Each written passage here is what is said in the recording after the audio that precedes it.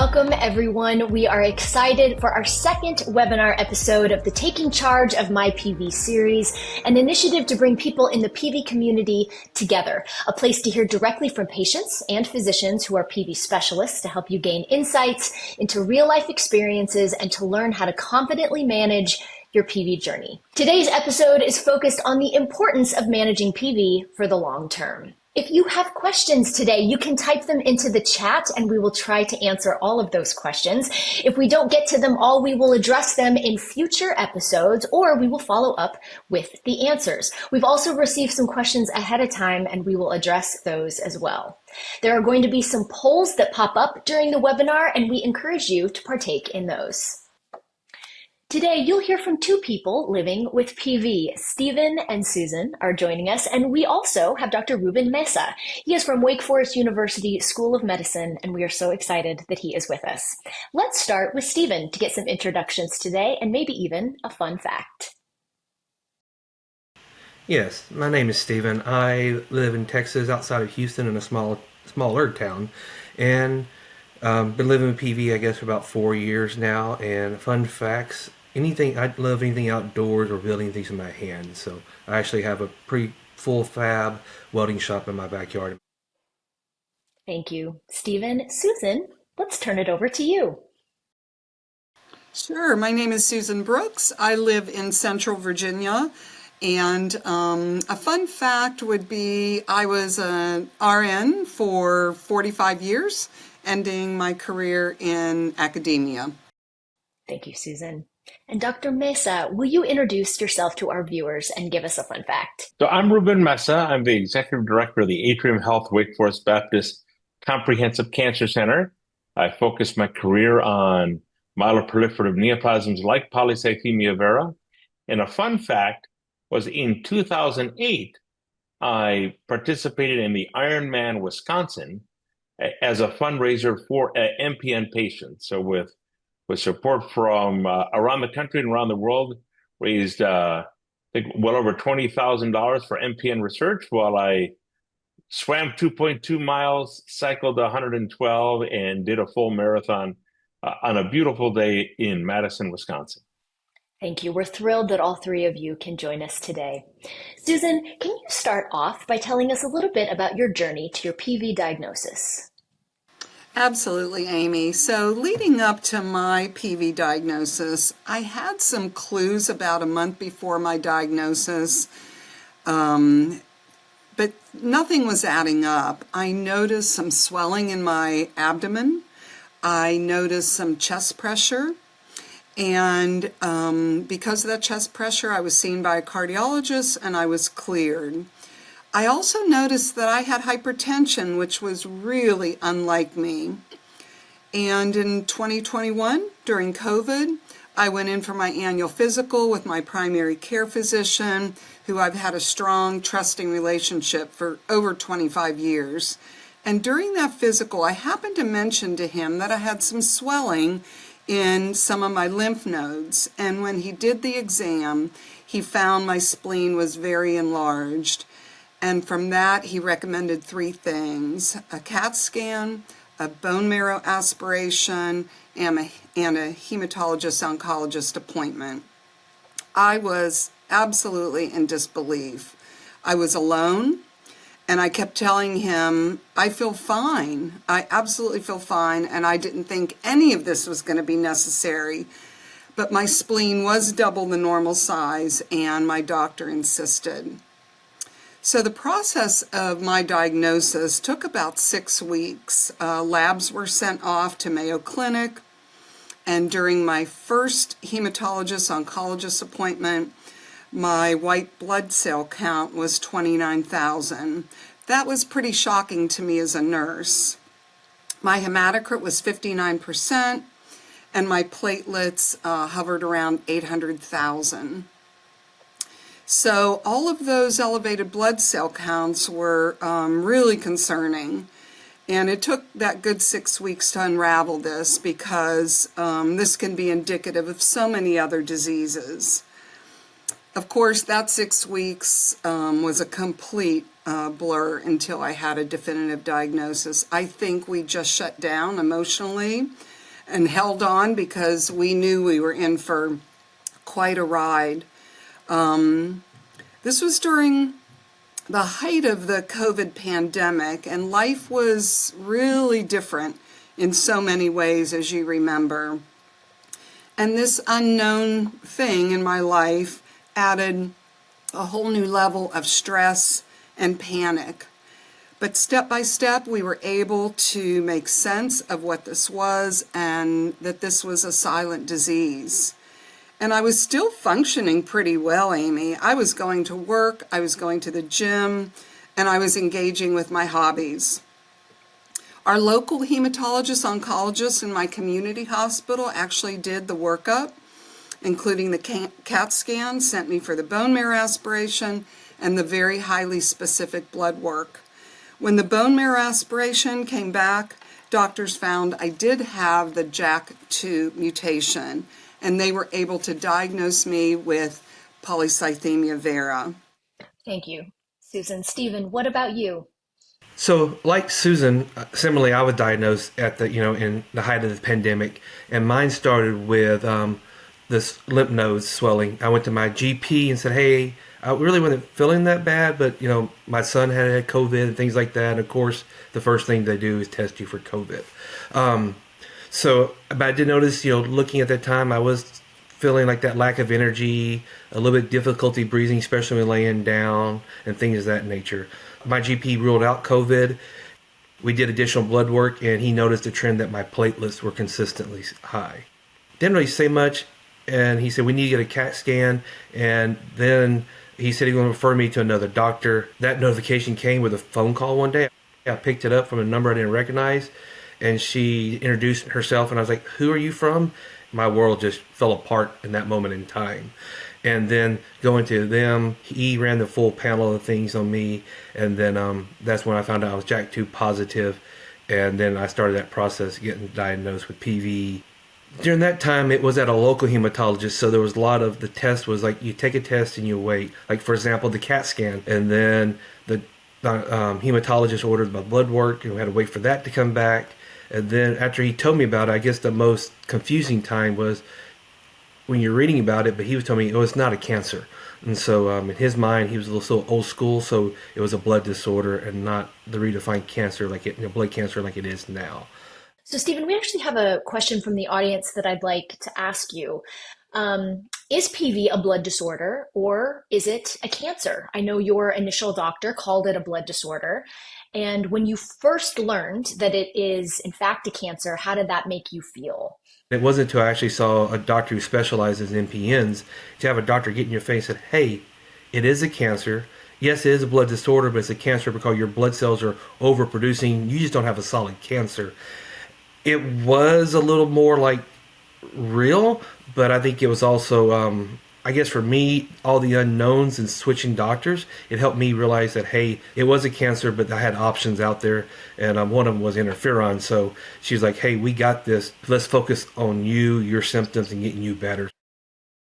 Thank you for that, Stephen. Let's turn it back to Susan for a moment. Susan, what were your initial reactions to receiving this diagnosis, and what did you do next? My initial reaction, Amy, it stopped me dead in my tracks. My husband and I were both in healthcare. Many years ago as a young nurse, I'd taken care of a patient with PV in the intensive care unit, if that gives you any idea. So I had a certain memory of how it was treated, 4 decades ago. It was really hard for me to wrap my brain around this diagnosis because no one in my family had ever been diagnosed with this. And I had to figure out what my future looked like. So a lot of questions came up as I started researching about PV. I was reading about life expectancy, and that really scared me, but I persisted, and the more I researched, the more I felt better about recent data that had come out. But all I could think about were my grown adult children in that moment. As anyone would worry, I wondered if this could be an inherited disease. And my hematologist oncologist assured me that I did not inherit this, and therefore my children likely would not inherit PV from me. And that was a big relief. Since that time, I read that there are some families that do end up with multiple cases of PV, but to date, my siblings and children have not been affected. So we held off telling our children about the diagnosis until we had a plan moving forward. I felt like the news would be received a little bit better. I felt like they would feel like they had a little bit more control about what was going on. So at that time, we laid out for them my treatment, including what medications we were planning to try. And we tried to spare them any worry or concern. You know, Susan brings up an important point about recalling PV-related symptoms prior to diagnosis. And I think this is a good reminder that whether you think you have PV or have already been diagnosed, it's important to tell your doctor about all the symptoms you experience, whether they are related to PV or not. Stephen, let's turn it to you. What about you? Looking back at my blood work, my platelets had been elevated for years. I would have spikes in my hematocrit, but I was also an avid blood donor prior to my diagnosis. And so knowing what I know now, they're all correlated. Like I was doing giving myself phlebotomies unknowingly by donating blood. But looking back, I can see the symptoms, the achy joints, the weakness, shortness breath laying down. And I can't remember a time that I never sweating. The sweats are very profuse for me, especially at night. I think right before my diagnosis, sometime I would change shirts in the middle of the nights from the sweating. I did break my leg, I guess, a few years before my official diagnosis, and I clotted up and got a DVT that broke out into two PEs in my lungs. So I definitely had a lot of the signs, and my hematocrit was in the mid-50s at that point. So looking back, there was a lot of signs showing that I had PV that was just overlooked. I started doing my own research, and from that information, I got really scared initially. I guess at the beginning stages of your looking at things, you don't really know what to look for, and I got all the common information that, most things was like 6 or 8 years, which was very discerning to me because I think my son was like 15 at the time, so it was very hard to think about, hey, him going forward without a father. But fortunately, I am decent at research, so I started digging in and I started noticing the trend of where research came from. And as I drilled into more larger institutions, it gave me an uptick in life to, hey, you know what, this is manageable. I just had to find the right doctor and have a plan, like Susan said earlier. So themes across both Susan and Stephen, they received diagnosis and had so many questions, lots of questions, and lots of unknowns. Both immediately started diving into research, a callback from our previous webinar episode where we discussed the importance of research and education to self-advocate. And Dr. Mesa, can you share with us an overview of PV and the risks and complications associated with PV? So, Amy, something I'll mention with the disease Polycythemia vera, there are a range of ways that we refer to it. And you'll, as someone who's been involved with caring for patients with this disease for 30 years, you'll hear me use some terms interchangeably. We may refer to Polycythemia vera as PV. We may refer to it as P. vera. We refer to the whole family of diseases as MPNs, myeloproliferative neoplasms. So just some of the nomenclature that is somewhat free-flowing. Polycythemia vera is a disease of the bone marrow. It is relatively rare. We estimate about 150,000 or so patients in the United States that have polycythemia vera. The bone marrow is the factory for making our blood, our red blood cells, our white blood cells, and our platelets. The red blood cells carry oxygen from our lungs to the rest of the body. The white blood cells help to fight infection. The platelets are involved with the clotting of the blood. In polycythemia vera, we find that there is a change in one of the genes that controls how the bone marrow makes these cells. You could think that the genes are very much like your operating system on your cell phone. that gives instructions to the bone marrow how to work. And when one has a mutation, it can be sending the wrong instructions, and it's causing the bone marrow to produce too many red blood cells. That's the most characteristic piece of having polycythemia vera, but also potentially an increase in white blood cells and or an increase in platelets. Polycythemia vera is one of a family of diseases that we call myeloproliferative neoplasms. These are related bone marrow diseases that share these features of the bone marrow making too many cells. And now I mentioned that there's this change in a gene that is very important in terms of the development of polycythemia vera, that change in the operating system. That specific gene is one called the JAK2 gene, and it's present in about 95% of patients with polycythemia vera. I use the analogy sometimes, it's a bit like an on-off switch that is stuck in the on position with a piece of duct tape put over it. So normally, when we have genes like this, they turn on when we need more red blood cells, and then they turn off. It's stuck in that on position. The mutation means it's like that piece of duct tape. It's always on. So it's producing too many red blood cells, even when it shouldn't.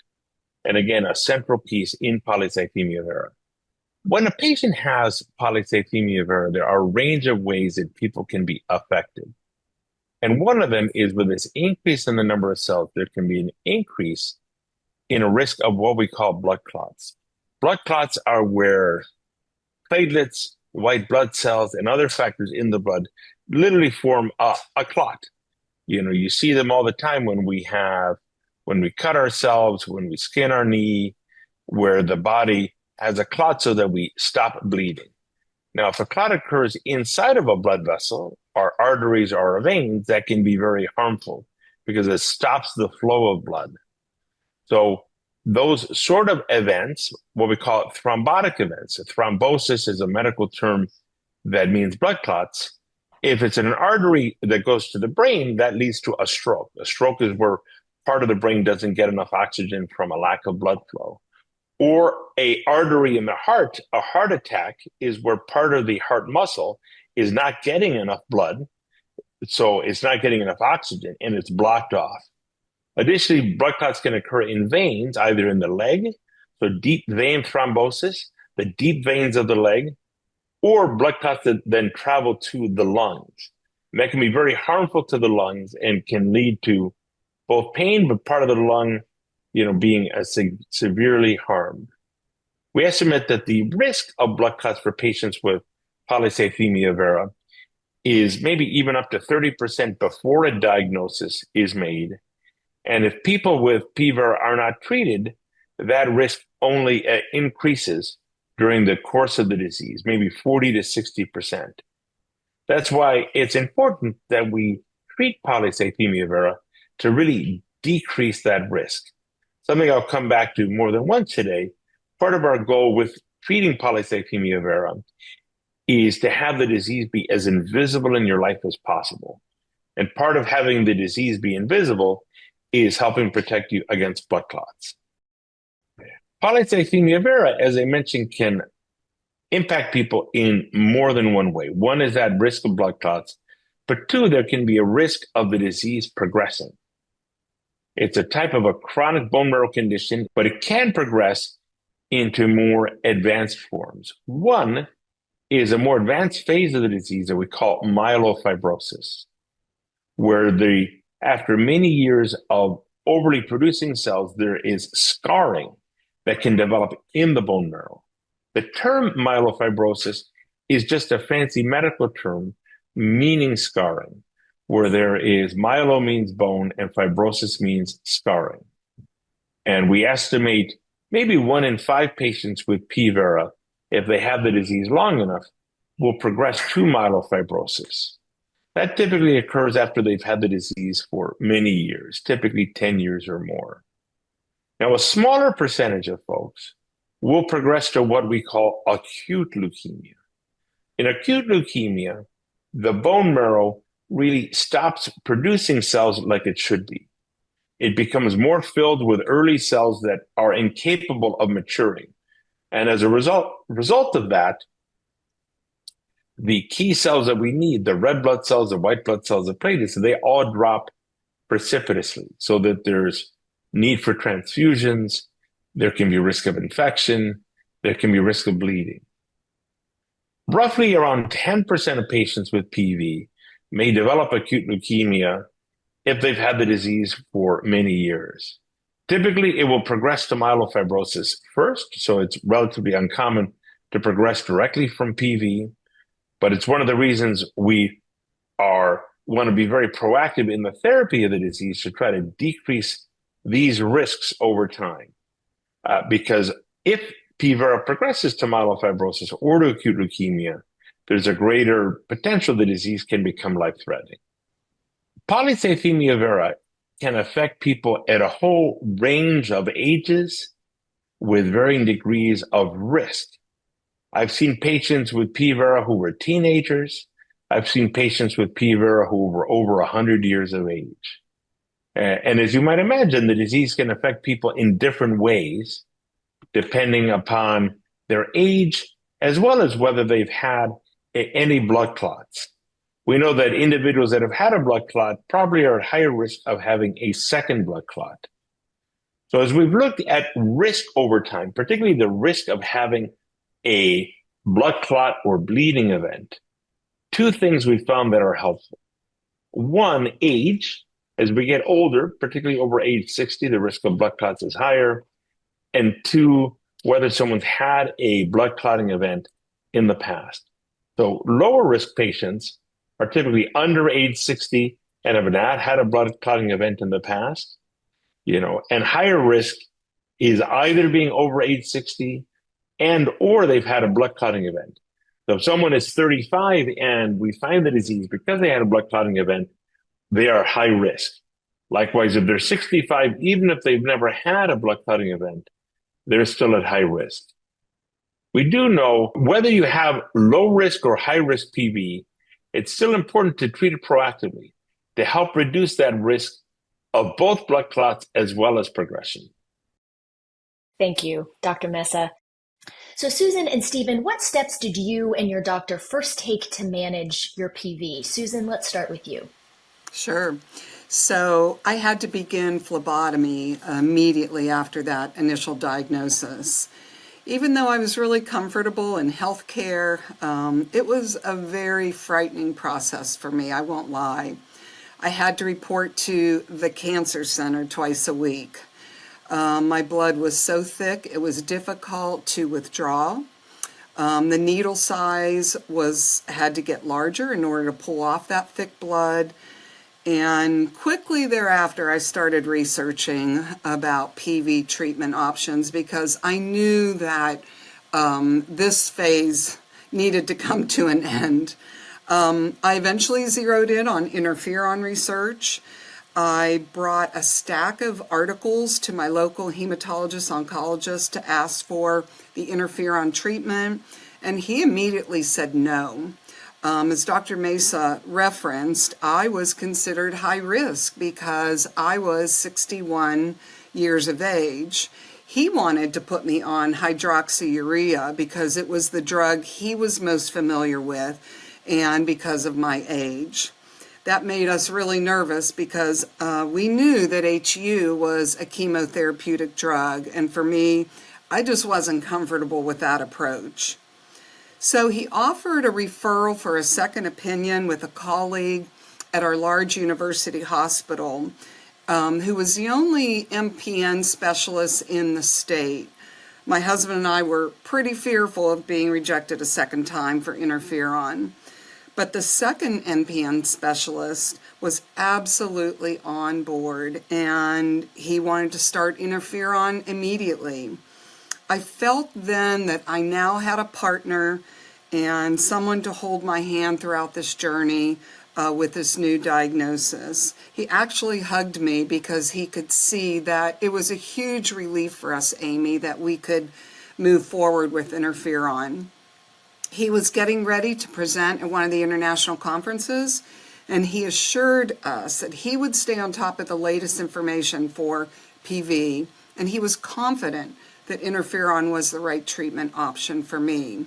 So I started with Pegasus in May of 2021, and I continued on Pegasus throughout mid-January of 2022. That initial interferon treatment never really brought all my blood counts down, but I did have fewer phlebotomies compared to my early diagnosis when I was going in twice a week. But I was still needing phlebotomies every other month. So, yeah, I wasn't sure how I was going to be able to live with that. Susan, before we go on to the next section, we do actually have an audience question for you. You clearly started advocating for yourself from very early on in your journey. And the question is, how do you continue to advocate for yourself throughout your journey? Do you have any tips you'd like to share? Absolutely. I think personally, for me, staying on top of current research and literature is really a game changer, and I felt like it saved me in so many ways. I don't live with my head in the sand, so to speak. I have to really stay abreast of current research. Getting involved in patient conferences, patient-centered conferences, was really important to me. So I jumped in immediately to learn as much as I could. I joined advocacy groups on social media, and I quickly learned that by joining these groups, I was actually helping other patients positively when they had questions. Susan, that's great. Thank you. Thank you for sharing. Stephen, your turn. Tell us a little bit about starting treatment. Yeah, so mine first was, like I said, I went to a local smaller town doctor, and looking back, he first just handed me a prescription for hydroxyurea without really counseling me on the drug or telling me anything about it. And then he handed me some more pills to counteract the side effects. I later learned that was for gout for me. I forgot to take one of those pills, and I had a flare up of gout. Especially when I learned that hydroxyurea was an oral chemo drug. It's like, I did not want to be on this for my whole life. Thankfully, I ran into a family friend, and he actually had PV, and he said, hey, you need to go to a specialist. And that's when I got my first, when I switched to an MPN specialist, is when I got my first phlebotomy. And I actually was getting them twice a week in the beginning to get my counts down and under control. That new doctor, my MPN specialist, gave me options. She laid out all the treatment options available, and then she started talking about interferons because I learned that hydroxyurea wasn't working for me, because in the beginning we were increasing my doses. I think I was daily up to 2 pills a day, and I was still needing phlebotomies sometimes every week. I even got a double red removal once where they actually hook you up in a machine to take the extra red blood counts. And she referenced some of the studies showing that interferons helped prevent progression better than like hydroxyurea. She gave me the studies, she gave me her personal experiences. And so as I had questions, I brought them to her, and she answered the questions, made me more comfortable, and we made that transition to interferon. Thank you, Susan and Stephen, for sharing your stories with us about getting that diagnosis and also finding the right doctor. It's a big deal. As you've heard from their stories, doing your own research and advocating for yourself and seeking a second opinion when it feels right to do so can be so critical in helping you find and get the right doctor who is aligned with your treatment goals. We're going to take a pause here to take a poll actually on this topic. And the question is, have you ever sought or considered seeking out a second opinion to find a doctor who was more aligned with how you wanted to treat your PV?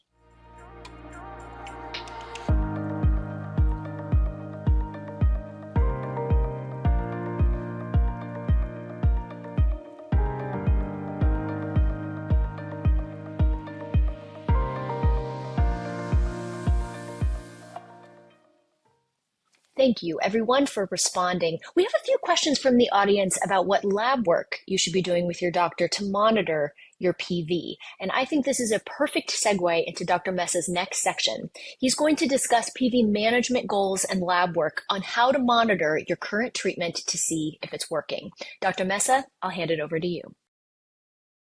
PV is a chronic disease. And because of that, we have to really think about someone in terms of their health for the long term. There are diseases like strep throat. You get strep throat, you have to take antibiotics. It's a very acute disease. This is a chronic disease. In some ways, it's more like a diabetes, a hypertension, where it's a disease that we're trying to control it. We're trying to control it to really have it be as invisible in your life and to protect you to the very best degree that we can. So what are our goals to really try to have the patient be as safe with PV as they can over time? First, trying to keep all three of the blood cell counts at as near normal levels as possible. The red blood cells, the white blood cells, and the platelets. They each contribute in their own way to risk of blood clots. So the red blood cells are important, but they're not the only thing that we care about. Second, that we're trying to reduce that risk of blood clotting events. Sometimes, even if you've never had a blood clotting event, a first blood clotting event has the potential to be harmful or life-threatening. So we really want to try to prevent that. And finally, trying to reduce that risk of disease progression to either myelofibrosis or, even more importantly, to acute leukemia. PV is a lifelong condition. So even if your yearly risk of progression seems low, it increases over time.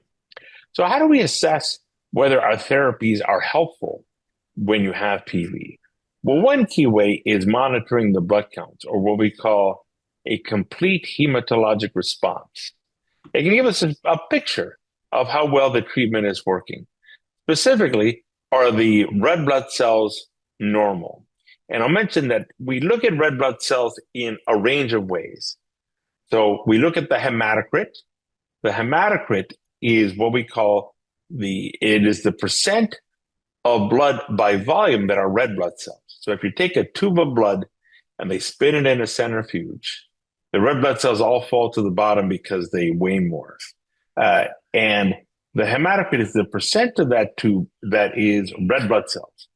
So when we speak about trying to have it be less than 45% in PV, literally we mean that less than 45% of that tube is filled with red blood cells.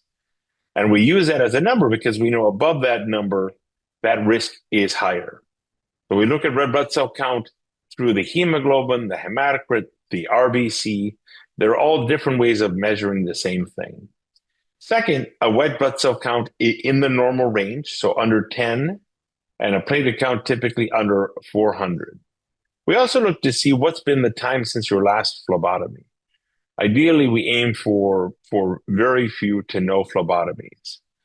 So I, in particular, try to see that number be less than 4 per year, ideally. Ideally, lower than that.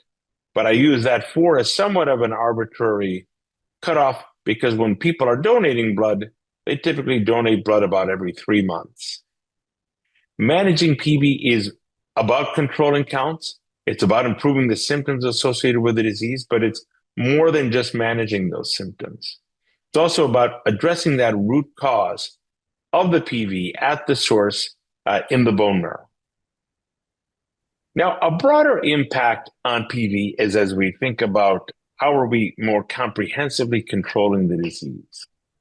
So we started with that complete hematologic response that I was referring to, the number of blood clots, the time since the last phlebotomy, but then we also have to assess both the size of the spleen. The spleen is a filter for the blood. It's normally the size of our fist under the rib cage on the left side. So it's an organ and it acts as an important filter for the blood. In a disease like PV, the spleen can be enlarged. And why we track it is because if it's significantly enlarged, it can be a sign of the disease progressing to myelofibrosis. That's typically not subtle when that happens. That's enlargement well below the rib cage where you're both able to feel it yourself. It interferes with how well you eat, but your physician can clearly feel it. So one, our therapies are trying to control that spleen size to be sure that we're not progressing toward myelofibrosis. Two, also being sure that we don't have any of those blood clotting events we're trying to prevent. So are we controlling those counts? no phlebotomies, spleen is stable, and not having any of those thrombotic events. So that combination of complete hematologic response, or CHR, and comprehensive disease control can help you, as well as your doctor, track how well your Vera treatment is actually working for you. Thank you, Dr. Mesa. I'm curious if all of you in the audience track complete hematologic response. Let's take a poll.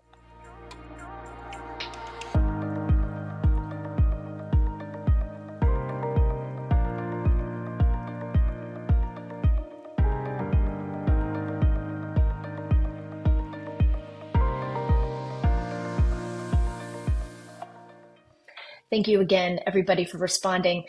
So let's take a look at what both Susan and Stephen did next in their journey once they got to that right doctor and started to do their own research. What was the next step that each of you took in your treatment journey since you weren't satisfied with your current treatment and you wanted to treat your PV for the long term? Susan, let's start with you. So I started hearing murmurs of BESREMi from the international Facebook support group that I was a part of. And then at my next appointment with my MPN specialist, he brought it up. So just at the moment that I was about to bring it up myself, he had just gotten back from an international conference. He had a lot of knowledge on it. He was very comfortable with it. It had just received FDA approval.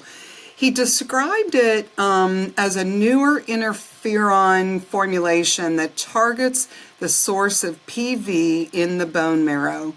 He explained that BESREMi can help control excessive blood cell production in the bone marrow. Therefore, my husband and I were very interested in, moving forward with this.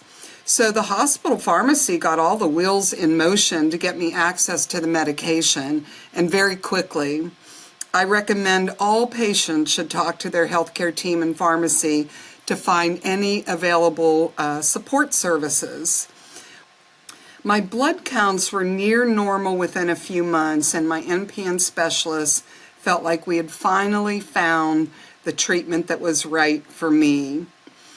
I certainly am celebrating that my blood counts are now within normal limits. In March of 2023, my hematocrit was 39%. My WBCs, my white blood cell count, was in the 9,000 range, and by then I had a normal platelet count. I was shocked in a really good way. It took a while to see those normal blood counts, I think on average about 10 months. I began at a 100 microgram dose every 2 weeks, and then I progressed in small 50 microgram increments up to 300 micrograms every 2 weeks in June of 2022. Once I got to that dosing schedule, my hematocrit started hovering around 45%. My platelets started coming down gradually, and my white blood cell count started coming down gradually within a couple months. We knew we were moving in the right direction. At that point, I wasn't sure if I was going to be needing phlebotomies again, but it's been, over 2.5 years since my last phlebotomy, and I feel like that's really great progress. I couldn't even expect that when I went in to have my blood work done twice a week when I was first diagnosed, so I'm pretty thrilled with that. Now my hematocrit has been consistently lower, and I'm able to leave without phlebotomies. Susan, we actually have a question from the audience. I was wondering if you would be comfortable to share a little bit about your hematocrit numbers today. I know that you've been on BESREMi for 4 years, so where are those numbers today? Well, it's pretty thrilling, Amy, because my recent lab work of about 3 weeks ago, my hematocrit is actually 35%. That's terrific. Thank you, Susan. Before we turn it over to Stephen to hear his story, let's learn a little bit more about BESREMi from Dr. Mesa. So BESREMi, or rho-pegylated interferon alpha 2b, is a therapy that really aims to get at the source of the PV in the bone marrow. We think that it works against the cells themselves in the bone marrow that are the origin of the disease. It's the only FDA-approved treatment for patients with Vera that really targets the disease at that level, helping to control all three of the blood counts. Now, it's a type of an innovative immunotherapy. It's not chemotherapy. Chemotherapy in the old days, drugs like hydroxyurea, these are medicines that act as a poison against cells. And in hydroxyurea, it acts exactly like that, like a poison to try to keep the cells in a certain range. This is a therapy that really acts, with the immune system and specifically at the level of stem cell to really try to control the disease and decrease its likelihood of progressing, as well as the counts. Patients have an injection under the skin every 2 weeks. And if they've been stable on a dose of the medication, they're able to drop to once a month after a year. It's been shown in clinical trials around the world to help a range of patients with Vera. So whether individuals both are low risk or high risk, and there have been clinical trials in both of these groups of individuals, BESREMi might be a good option for you if you have polycythemia vera. One of the reasons we think BESREMi is an important therapy for Vera is that it aids more with long-term control of the disease, as well as still having that shorter-term piece of protecting against blood clots and thrombotic risk and controlling those counts. So it showed meaningful outcomes in displaying better PV control over the long term. 8 out of 10 patients achieving that complete hematologic response, and 6 out of 10 achieving that more comprehensive disease control, where we think about not only the blood counts, but also spleen and no blood clots or thromboembolic events. Complete hematologic response was observed over 7.5-year clinical trial, as well as has good safety over that long period of time. So that shows, again, both a very broad set of response and a deep set of response. What is BESREMi? BESREMi, ropeg interferon alpha 2b NJFT injection, is a prescription medicine that is used to treat adults with polycythemia vera. Read this important safety information carefully. It explains the serious risks of BESREMi and how to take it safely. Talk to your healthcare provider if you have any questions. What is the most important thing I should know about BESREMi? BESREMi can cause serious side effects, including conditions that may cause death or may worsen certain serious diseases you may already have. If symptoms get worse or become severe and continue, your healthcare provider may tell you to stop taking BESREMi permanently. These symptoms may go away in some people after they stop taking BESREMi. Please see additional important safety information at the end of this webinar and full prescribing information, including boxed warning and medication guide, available at BESREMi.com. So Stephen, share a little bit about your journey finding BESREMi as a treatment option for you. One of the things that my doctor mentioned that she liked BESREMi was because it targeted the source, the bone marrow, versus just, taking care of the symptoms. I like that. I was going from taking 2 pills a day to taking it every 2 weeks. It was a much more convenient option. That was a no-brainer. She was very confident in the drug, and made me feel more confident in the switch. Hydroxyurea is a chemo, and it made me feel worse, and it wasn't controlling my blood counts. BESREMi offered me a fresh start. My numbers stay in range, and I haven't needed a phlebotomy in over 2 years. And I've only needed one in just over 3 years since starting BESREMi. One thing was kind of nerve-wracking I was concerned about. How hard is that going to get with the insurance approvals? Those common questions you get. And it was nice because my doctor office worked with Pharma Essential Source to start that process. They got me started quickly on the drug. Thank you, Stephen. Dr. Mesa, we've heard today that BESREMi is an immunotherapy, not a chemotherapy. Can you tell us more about what this means and what people considering or starting BESREMi can expect? So BESREMi, as I mentioned, works with the immune system to really control the Vera. So it's a type of immunotherapy, and it triggers that immune system. Now, with that, there can be some side effects. Typically they're more front-loaded as someone starts the medication and diminish over time. But things that we track and discuss with your doctor as they make dose adjustments and other factors. Side effects that one can have that align with this can be flu-like symptoms, particularly after the first, that day after receiving the injection, itching, sore throat, rarely some injection site reactions to where you inject it. In clinical trials, and in my own experience treating patients, these side effects do tend to diminish over time. I do find, and I recommend to my patients that are taking BESREMi, that sometimes taking acetaminophen can help to reduce some of these side effects, like the fever symptoms, and sometimes ibuprofen can help as well to reduce aches and pains. BESREMi can really help you achieve more comprehensive disease control. And part of that because of how it works in the bone marrow. Now, that bone marrow impact, it takes a little bit of time. It's a chronic disease, so seeing that full impact takes some time. In about 10 weeks, 27% of patients on BESREMi achieve that comprehensive disease control. Patients who experience comprehensive disease control often see those results in about 7.8 months. So the number of individuals that are achieving that deeper response kind of just continues to grow over time. So it's important to think about it as a longer term therapy. It's something, it takes a little while to see the full benefit, but then it's worthwhile because you're really trying to control the disease for the long term. So it's designed to treat your PV over the long term. So it can take several months to see those complete results. So it's very important to stick with it.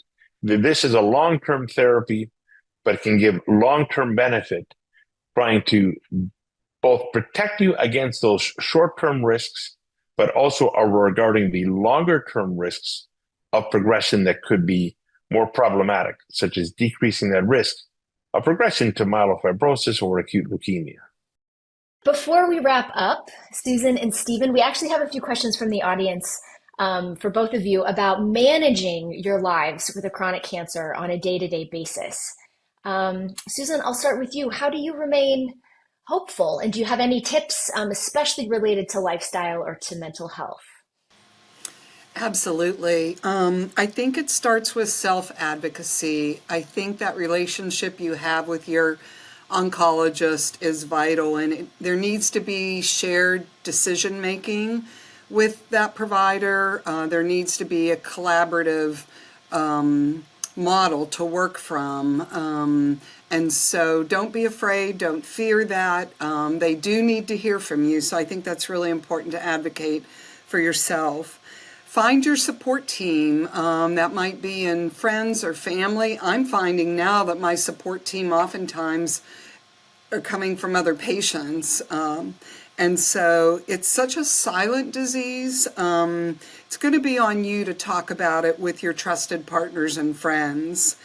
And I just think lifetime self-advocacy, as I said before, and the advocacy work is very important to me personally, and that also helps the newly diagnosed patient.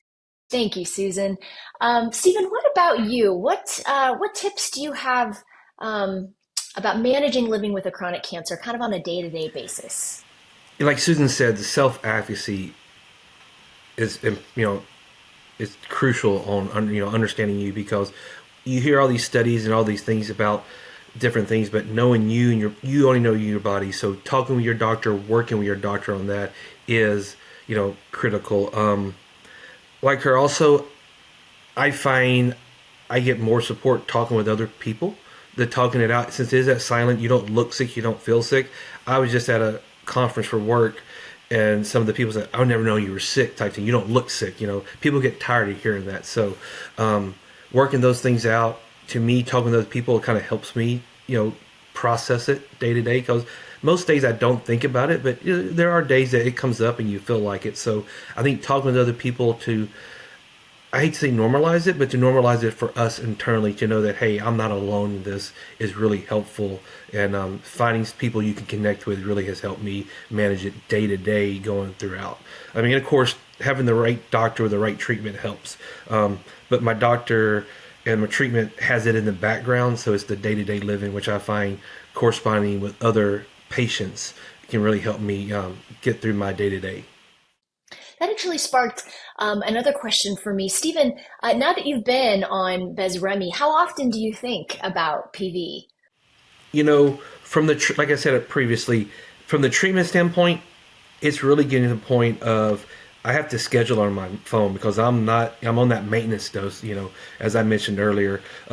So that long term is I have to have a reminder because I don't think about the treatment of BESREMi. With BESREMi, I don't think about the treatment of the PV. It's in the background. I have to remind myself and have my wife, my best friend, often they know, hey, isn't it shot day? To take that shot because it really that day-to-day treatment. I don't think about it anymore. Now I don't want to put out the thing that life's perfect. You still have the disease, and there are days you feel it from the PV perspective, but the treatment is in the background and easily forgettable. I forget about it, many days. So. Thank you, Stephen. Susan, what about you? How often do you think about PV now that you've been on BESREMi? So Stephen brought up a really good point. Now that my appointments are less and less, and I really only see my hematologist oncologist about every 4 to 6 months, I'm not facing it every hour of every day. I'm able to live my life fully. I think by staying strong physically, the good is outweighing the bad, and I don't think of it as often as I used to. Thank you both for joining us today and for sharing your stories. And thank you, Dr. Mesa, also for joining us. I know that we weren't able to get to every question today, so if we didn't get to yours, we will address it in the next episode. And also, I wanted to mention there were a few questions we received today that while we can't address directly your individual journey, we're going to encourage you to talk to your doctor or visit some helpful PV advocacy websites that can provide some additional guidance. Here are a few of those websites, and I'm sure there are more, but here are the top 3, if you will. One is Blood Cancer United. It was formerly the Leukemia and Lymphoma Society. So again, search for Blood Cancer United. Also MPN Research Foundation and PV Reporter. Also, visit BESREMi.com to learn more about how BESREMi can help control PV for the long term, find more patient stories, as well as downloadable resources. In the next day or so, you're going to receive an email from us with a link to a post-event survey. We would love if you could please take a moment to fill this out when you receive it. It will be extremely valuable to hear from you as we are planning our future webinar episodes.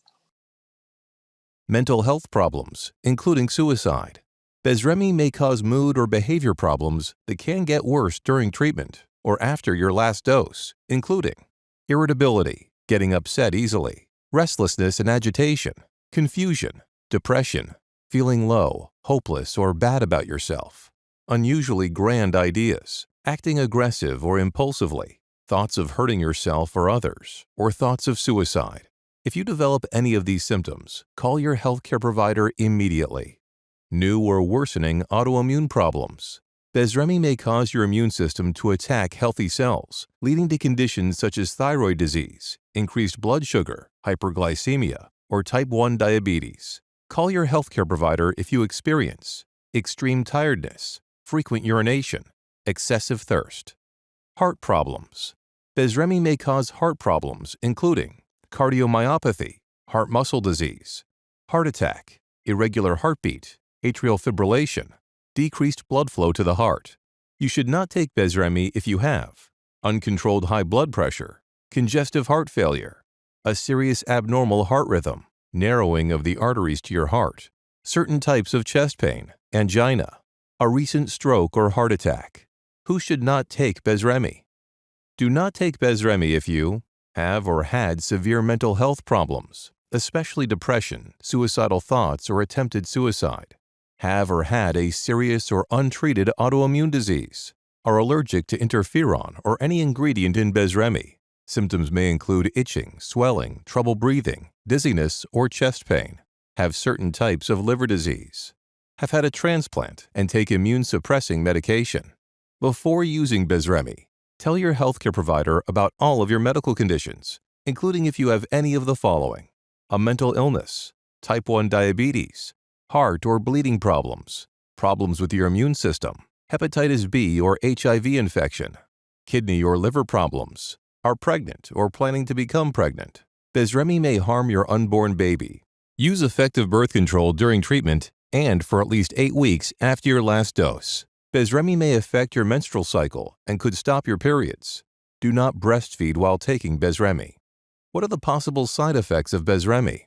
Serious side effects include low blood cell counts. Taking BESREMi can lead to infections, anemia, or bleeding problems. Call your healthcare provider right away if you develop weakness and tiredness, bruising easily, nosebleeds often, fever, chills, burning and painful urination, urinating often, or coughing up yellow or pink mucus, phlegm. Serious allergic reactions.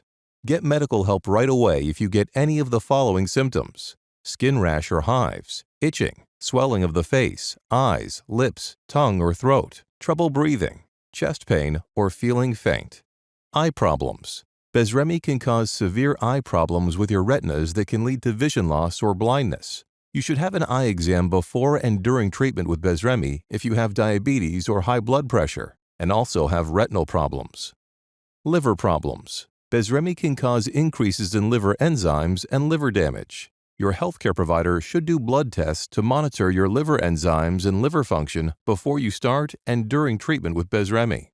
Kidney problems. Your healthcare provider will do blood tests to check your kidney function before starting and during treatment with BESREMi. Tell your healthcare provider right away if you develop any symptoms of a kidney problem, including changes in the amount or color of your urine, swelling in your ankles, blood in your urine, or loss of appetite. Tooth and gum problems. BESREMi can cause tooth loss and/or dry mouth. It is important for you to brush your teeth well, 2 times each day, and have regular dental examinations during treatment with BESREMi. Skin reactions. BESREMi may cause reactions such as rash, itching, and hair loss. Increased triglycerides. You may require blood tests to monitor levels. The most common side effects of BESREMi include flu-like symptoms, including tiredness, weakness, fever, chills, muscle aches and joint pain, itching, sore throat. These are not all of the possible side effects of BESREMi. Call your doctor for medical advice about side effects. You may report side effects to Pharma Essentia at 1-800-999-2449 or FDA at 1-800-FDA-1088. Please see full prescribing information, including boxed warning and medication guide, at BESREMi.com.